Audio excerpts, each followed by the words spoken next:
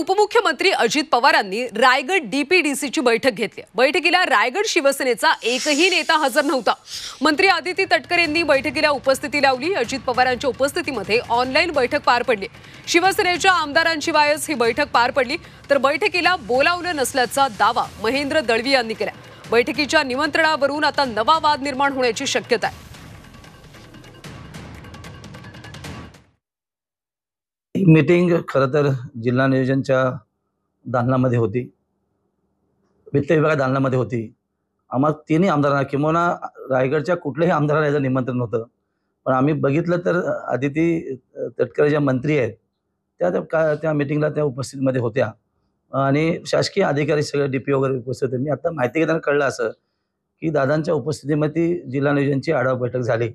खरं तर स्थानिक लोकप्रतिनिधींना त्यांच्या कामास्वरूपात याच्या अगोदर ती एक बैठक होऊन जिल्हाधिकारी स्तरावरती त्याचं नियोजन करून त्या बैठकीला जाणं काळाची गरज होती, पण या संदर्भातली कुठलीही चर्चा झालेली नाही आहे।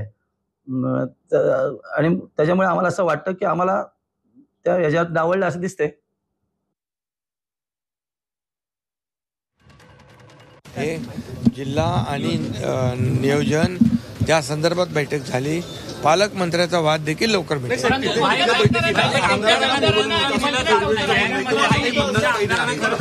ठीक आहे, काही आमदारांनी त्यांच्या ज्या काही भागातल्या सूचना असतील त्या त्यांनी द्याव्यात, त्याचाही अंतर्भाव मी आणि मुख्यमंत्री आणि अजितदादा फायनान्स मिनिस्टर आम्ही मिळून त्या आमदारांच्या सूचना, त्यांच्या भागातले जे काही प्रश्न आहेत ते देखील आम्ही त्याच्यामध्ये बजेटमध्ये घेऊ।